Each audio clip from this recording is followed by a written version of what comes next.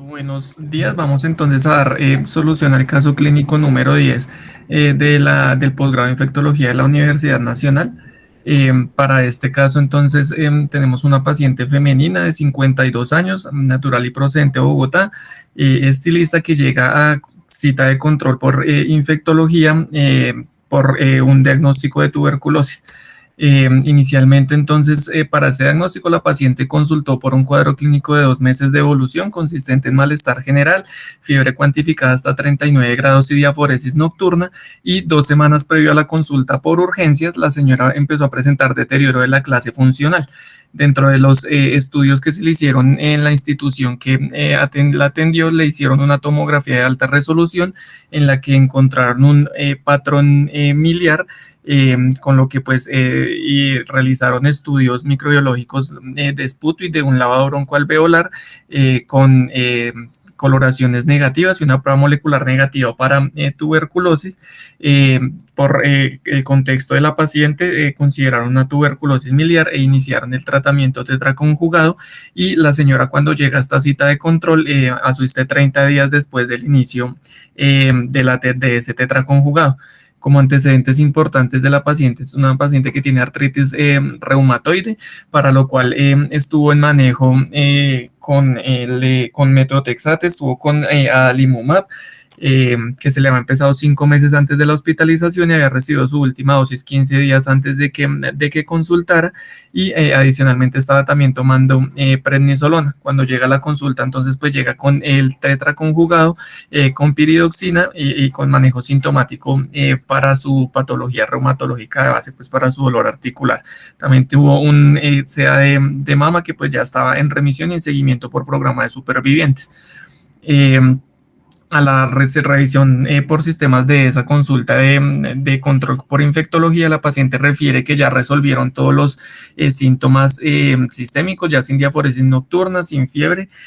También tuvo una mejoría de la clase funcional y no refiere en general síntomas en otros sistemas, salvo algo de dolor articular, de predominio en rodillas, en codos y en algunas articulaciones de los dedos, que para ese momento no eran limitantes. En esa consulta, pues el examen físico es normal, salvo sobrepeso y sin hallazgos de inflamación articular para esa consulta. Entonces, en esa consulta de ingreso se decide mantener ese tetraconjugado, se le indican laboratorios de control, sobre todo pruebas de función hepática y renal, un hemograma, y se le indica una tomografía de alta resolución de control. Después de esa cita asiste 2 meses después a su control, en donde ya había sido valorada extrainstitucionalmente por el servicio de neumología. Le habían indicado inicio de la segunda fase, que ya para ese entonces llevaba un mes de esa segunda fase, y la señora refiere que desde el inicio de la segunda fase había empezado a presentar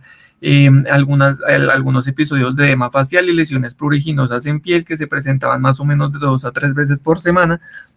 Ella aportó pues los exámenes que se le habían indicado en esa primera cita, con pruebas de función hepática normales, un hemograma normal, sin eosinofilia ni ninguna otras alteraciones, y ya estaba refiriendo que las artralgias en varias articulaciones habían aumentado de intensidad con limitación pues para sus actividades. En ese entonces se decidió mantener la rifampicina y la soniazida, se indicó valoración por alergología y se le dio pues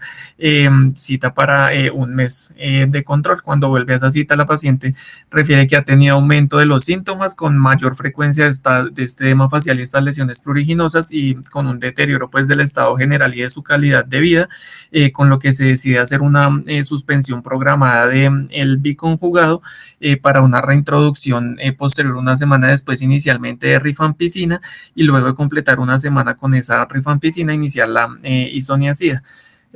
Cuando se indica esto, la paciente refiere que más o menos a los 3 o 4 días de haber suspendido el biconjugado presenta resolución completa de los síntomas, reinicia la rifampicina, y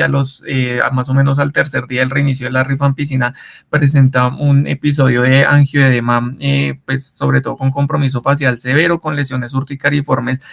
diseminadas en todo el cuerpo, y un episodio de cianosis peribucal, por lo que la señora consulta urgencias. En urgencias dan manejo sintomático, deciden la suspensión de la rifampicina, y por el aumento de las poliartralgias deciden aumentar la dosis de prednisolona para control de sus molestias articulares. Entre que le dan la salida de su hospitalización y tiene nuevamente control por infectología, fue valorada por alergología, le hicieron una prueba de intradermorreacción con solamente reporte para isoniazida que estaba reportada como negativa, con la salvedad de que no era interpretable por la prednisolona, no la rifampicina, perdón que ahí quedó mal, y también fue valorada por reumatología 2 días antes de la cita de control con infectología, en donde indican que la van a llevar a junta para definir reinicio de terapia biológica por el mal control de su patología de base. Cuando llega entonces a la cita, a una nueva cita de control por infectología, teniendo en cuenta pues esa reacción descrita con la rifampicina, se decide a reajustar la segunda fase del tratamiento a levofloxacina, isoniazida y cicloserina, teniendo en cuenta que la no disponibilidad de etambutol en presentación individual cuando se atendió a la paciente. Teniendo entonces en cuenta esto, la revisión propuesta para hoy es de tuberculosis miliar y reacciones adversas al tratamiento antituberculoso. En cuanto a la tuberculosis miliar, también pues la encontramos en la literatura descrita como tuberculosis diseminada, hematógena, linfohematógena o tuberculosis generalizada. Es una forma potencialmente letal de la tuberculosis que se da por una diseminación linfohematógena del bacilo, sobre todo por una ruptura de un foco que tenga alta carga bacteriana. El término inicialmente se acuñó por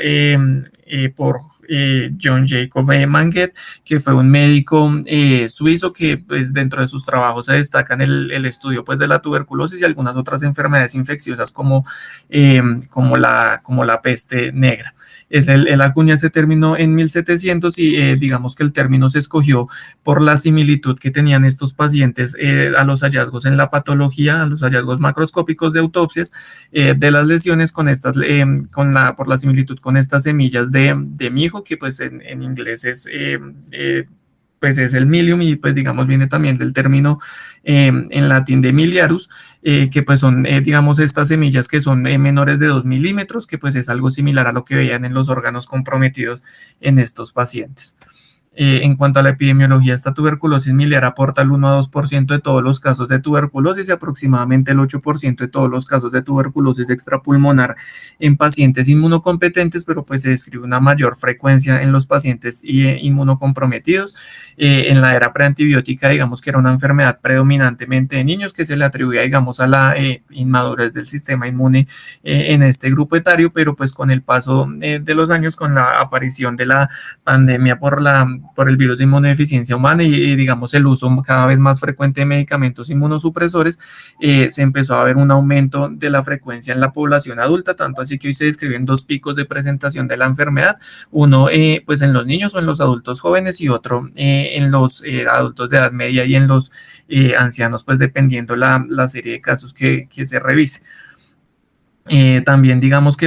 se ha descrito una disminución en los primeros años de la vida, sobre todo en países endémicos por la administración de la BCG, y por eso digamos ese segundo pico de presentación, sobre todo pues en la adolescencia o pues en la niñez más tardía. Digamos otros datos respecto a la epidemiología y estudios en autopsias que describen una prevalencia entre el 0.3 al 13% para esa tuberculosis miliar, que es mucho menor respecto a lo que se describe en los estudios clínicos, que pues oscila entre un 1 y un 6%. Esta tabla de acá, la tabla 2 que les muestro acá, son datos de Estados Unidos en los que describen pues una prevalencia pues que oscila entre el 3.5 y el 3.8% respecto al total de los casos de tuberculosis, y cuando se, digamos, compara o si se pone en contraste con todos los casos de tuberculosis extrapulmonar, representa entre el 11 y el 12% de los casos. Para datos de Colombia hay que tener en cuenta que, digamos, no es mucha la información que se encuentra, tal vez de la mano con que por lineamientos del Ministerio de la Tuberculosis Miliar se clasifica dentro de la tuberculosis pulmonar, junto con el compromiso, digamos, puramente pulmonar y el compromiso laringio, pero, digamos, están estos datos descritos, que esto es para 2021, de una prevalencia del 0.4% dentro de todos los casos de tuberculosis extrapulmonar, y tenemos también este dato de igual de un 0.4% para los pacientes que conviven con el virus de la inmunodeficiencia humana. En cuanto a la fisiopatología, Inicialmente entonces va a haber una exposición al bacilo. Acá en esta gráfica estos triangulitos que ven hacen referencia al estado inmune del paciente. El triangulito verde hace referencia a un estado inmune adecuado y el triángulo amarillo a un estado de inmunosupresión, digamos, sin diferenciar la causa. Inicialmente entonces hay una exposición al bacilo. eh, que en el 70% de los pacientes pues se describe que no hay el desarrollo de una infección. El 30% de los pacientes van a desarrollar una infección primaria, y de este 30% de los pacientes, el 90% de los pacientes van a terminar con una tuberculosis latente de la mano con un adecuado funcionamiento de la respuesta TH1. El otro 10% van a desarrollar una enfermedad primaria, y en ese contexto, digamos, se puede empezar a presentar la tuberculosis miliar, que para estos pacientes se describe como una tuberculosis que va a tener una evolución rápidamente progresiva, y es la que se describe sobre todo en la niñez. Si nos devolvemos al brazo acá de la tuberculosis latente, digamos que podemos tener el escenario de una reactivación que va a estar dado por la inmunosenescencia que se da con el envejecimiento, o por otros factores que alteren la inmunidad y que alteren pues ese control que se tiene la tuberculosis del bacilo tuberculoso pues en su etapa de granuloma pues a nivel pulmonar. En este escenario entonces se podría dar la tuberculosis miliar, pues ya que se definiría como una postprimaria, que es la que se ve con mayor frecuencia en los adultos y en los ancianos, que clínicamente podría tener también una evolución rápidamente progresiva, podría ser episódica o incluso podría ser prolongada, que uno la encuentra en la literatura descrita como una tuberculosis miliar crónica. Y otro escenario que no está descrito acá, pues que no está, digamos, esquematizado acá en este mapa, pero también está descrita la tuberculosis miliar congénita, que se da por una diseminación hematógena desde la placenta a la vena umbilical, o por aspiración de líquido amniótico contaminado con el bacilo. Acá también, digamos, nos describen las diferentes formas o las diferentes rutas por las que podría haber esa diseminación linfohematógena del bacilo, que puede ser a partir de un foco caseoso en un nódulo linfático, por erosión de un nódulo linfático caseoso a un vaso sanguíneo que pues permita la diseminación a la circulación sistémica, por la diseminación a partir de un tubérculo ya formado en la íntima de un vaso sanguíneo, por caseificación de un nódulo linfático mediastinal que termine desembocando pues toda esa carga en el conducto torácico y luego alcance la circulación sanguínea, por el descarga también de un foco caseoso en alguna de las ramas de las arterias pulmonares, o pues digamos por descarga pues de alguno de esos focos algún vaso sanguíneo. Clínicamente, digamos, las manifestaciones son inespecíficas. Lo más descrito es la presencia de fiebre, pérdida de peso, astenia, dinamia, anorexia y tos. Esto es un cuadro tomado y una revisión sistemática en el que pues, nos describen los hallazgos de varios estudios de pacientes con tuberculosis miliar, en donde, digamos, pues va de la mano con eso que, digamos, se pone en la diapositiva. En la mayoría de series describen pues esa fiebre, la astenia, la dinamia, la anorexia y la pérdida de peso como los principales síntomas, que digamos esa prevalencia pues puede variar dependiendo la población estudiada. Sobre todo pues hay algunas diferencias más marcadas así se presenta el cuadro en niños o en adultos. Y acá, digamos, nos hacen una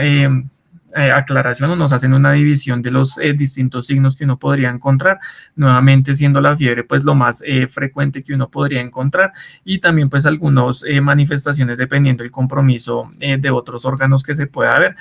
sobre todo a expensas pues de hallazgos en hepatomegalia o esplenomegalia a nivel abdominal, y algunos pacientes que pueden tener alteraciones al examen neurológico por compromiso meningio de esa tuberculosis miliar.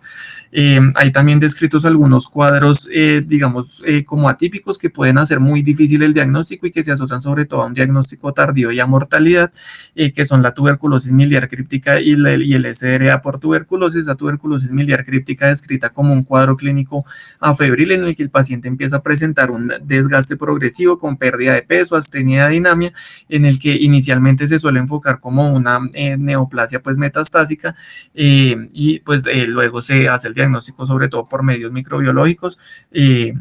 o por asociación epidemiológica.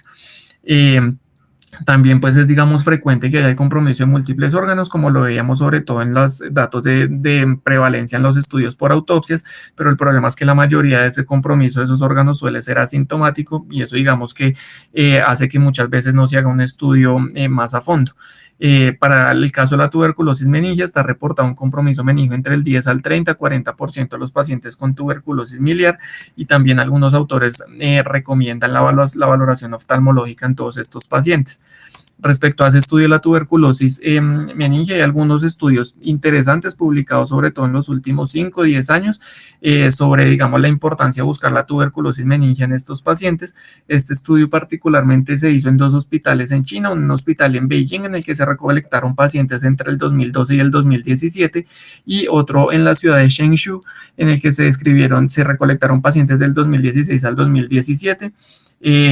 Como particularidad de esta cohorte solamente con pacientes VIH negativos, porque digamos por razones administrativas describen los autores del artículo que los pacientes que tengan que convivan con el virus de inmunodeficiencia humana se remiten a otros hospitales y pues ellos, los autores ya no tenían mayor contacto con otros pacientes. Los autores acá entonces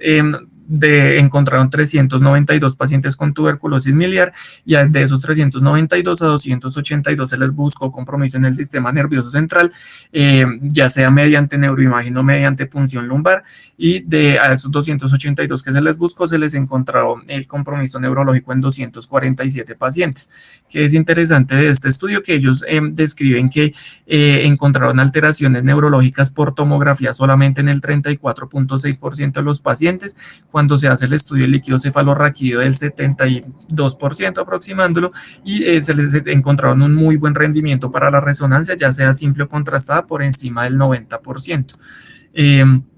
Acá, digamos, pues no sorprende pues que haya una diferencia estadísticamente significativa con la presencia de los síntomas neurológicos dados por cefalea, vómito y confusión, pero pues digamos sí llama la atención que la presencia de signos meningios la encontraron solamente en una tercera parte de la población, lo cual lo resalto pues para, digamos, que se tenga en cuenta que cuando uno tiene un paciente con tuberculosis miliar y no haya signos meningios, digamos que esto pues tiene muy mal rendimiento para sospechar o para descartar la presencia del compromiso meningio. Acá de los hallazgos que ellos reportan en la resonancia, lo principal fue un patrón miliar a nivel del parénquima cerebral en más del 80% de los pacientes, y lo otro más frecuente que encontraron fue realce meningio que se presentó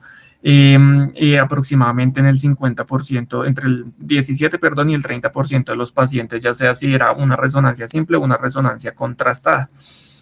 Entonces, pues eso digamos como para aumentar un poquito la sensibilidad para la búsqueda del compromiso meningio, o pues en sistema nervioso central, que es importante porque nos modificaría sobre todo el tiempo del tratamiento.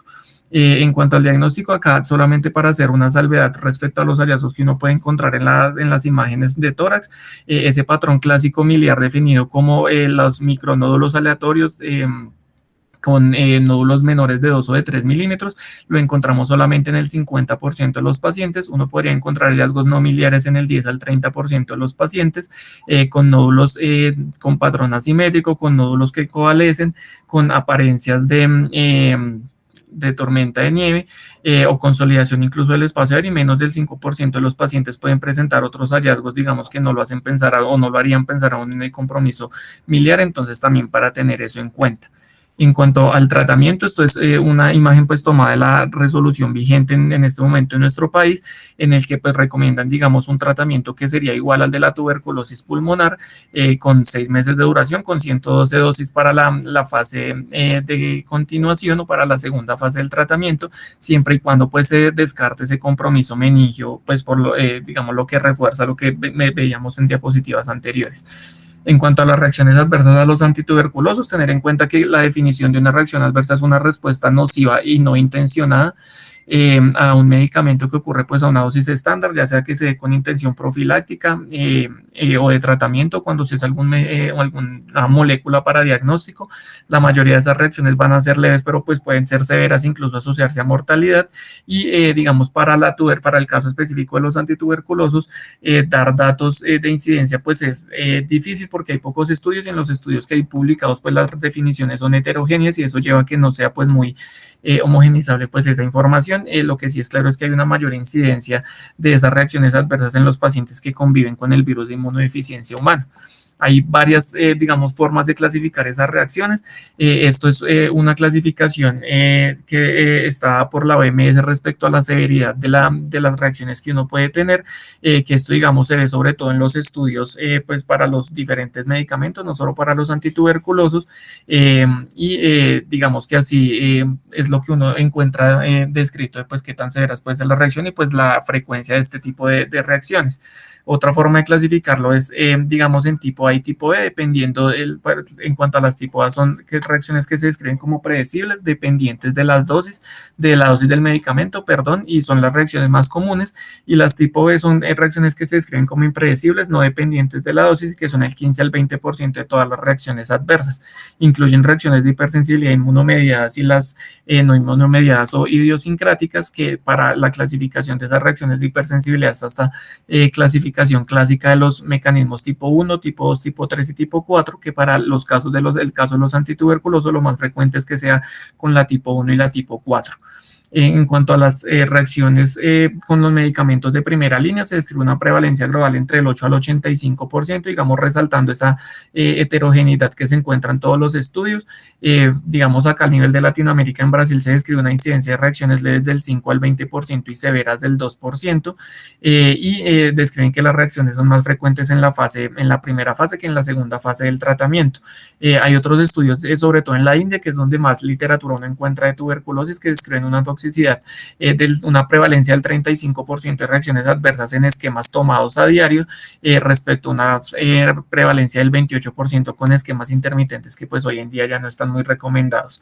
En cuanto a los medicamentos de segunda línea, hay una prevalencia mayor entre el 69 y el 96%, con lo más frecuente que son las reacciones gastrointestinales, que hay estudios que no lo reportan, pero hay otros estudios que lo reportan hasta en el 100% de los casos. La ototoxicidad, que se describe en el 12 al 70% de los casos, sobre todo con síntomas dados por tinnitus y sordera. Lo importante es que esos síntomas se pueden asociar a suspensión del tratamiento en el 19 al 60% de los pacientes, para el caso de los pacientes que tengan infección por tuberculosis multidrogo resistente, y pues digamos que hay la importancia de tener muy presentes estas reacciones y su adecuado manejo para asegurar, digamos, la adherencia y eficacia. Dentro de las reacciones más frecuentes uno encuentra la hepatotoxicidad, que clínicamente se va a presentar de forma similar a las hepatitis virales agudas. Se describe una frecuencia entre el 2 al 39%, dependiendo el país que esté haciendo el reporte. Si está, digamos, claro que hay una mayor incidencia en la India, tal vez de la mano con una mayor carga de la enfermedad y mayor instauración de los tratamientos, probablemente algunos factores también genéticos. Eso respecto a los países occidentales, y también está más descrita en países en vía de desarrollo. La isoniazida es la que, digamos, se asocia a un aumento de 3 veces en la ALT en un 10 al 20% de los pacientes. La rifenpicina, pues no es el más hepatotóxico de ese esquema de primera línea, pero pues se puede asociar a aumento de las bilirrubinas y transaminasas en el 5%, y curiosamente la incidencia de esas reacciones de hepatotoxicidad se ha descrito en un menor porcentaje cuando se usan la isoniazida y la rifampicina combinadas. De esos medicamentos de primera fase, la piracinamida es el que más hepatotoxicidad tiene. Esta hepatotoxicidad, digamos que hay que agradecer que pues, es menos frecuente con los medicamentos de segunda línea. Se describe en un 2 a 3% con las fluoroquinolonas, del 1 al 2% con etionamida y protionamida, y en un 0.3% con el ácido paraminosalicílico, y rara vez se describe con los, digamos, medicamentos que usamos más recientemente como medicamentos de segunda línea. Hay varios factores de riesgo pues, para esa hepatotoxicidad, que son los que ven ahí descritos en la diapositiva. Hacer salvedad sobre todo pues, en el consumo concomitante de alcohol o de algunos otros medicamentos que puedan tener también efecto de hepatotoxicidad, y sobre todo en los pacientes que tienen desnutrición y los que tienen pues una tuberculosis con alta evolución. Esto es el esquema que nos proponen las guías, la resolución pues para el manejo de la hepatotoxicidad, de reintroducción progresiva de los distintos medicamentos. En cuanto a las alteraciones psiquiátricas, la isoniazida se asocia mucho, o pues se asocia a estos tipos de alteraciones con psicosis, convulsiones, pérdida de memoria e incluso muerte, que esto se le ha atribuido a las alteraciones, digamos, inherentes a la isoniazida con el metabolismo de la vitamina B6, que causa una alteración en en el metabolismo del triptófano y eso pues altera todo el metabolismo normal de la neurona.